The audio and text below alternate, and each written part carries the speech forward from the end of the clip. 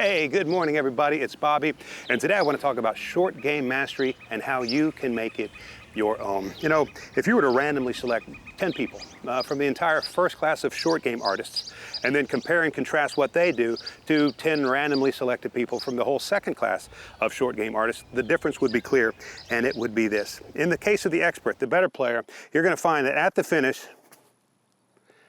that you can still see from this back camera the business end of that club, yet you can't see the handle. Evidence that the club's been swung a little bit around myself. Not in this way, but while holding off that finish a little bit. That's the appearance of the better player. Now, what else is the nuance of the better player? Well, they tend to turn their chest a little bit farther. Look at my chest is facing that target almost entirely. Now, how is that different from the whole second class? Well, the second class player tends to swing kind of up and down the line. You can see now the entire club from top to bottom. It's visible.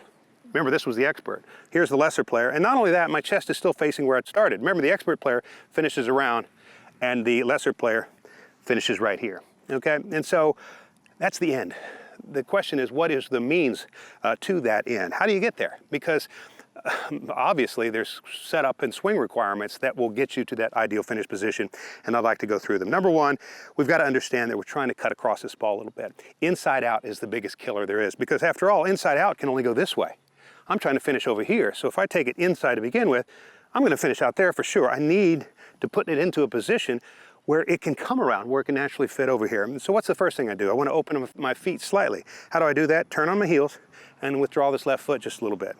All right, that is going to provide me the finish position, the avenue on which to finish. I can turn through it.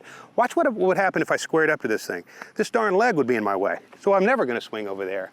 I can only finish out here. And so the first necessary movement is to open those feet a little bit, yet still have square shoulders. So you're going to feel a little twisted.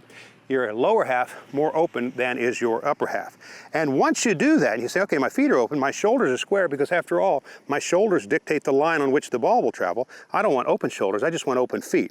I want square shoulders so that the ball can go down that target line. And once I do that, I can swing across that thing, and great shots will not be long in coming, ladies and gentlemen. I know that's going to help you. If I can do anything for you, you let me know. I'll look forward to seeing you next week.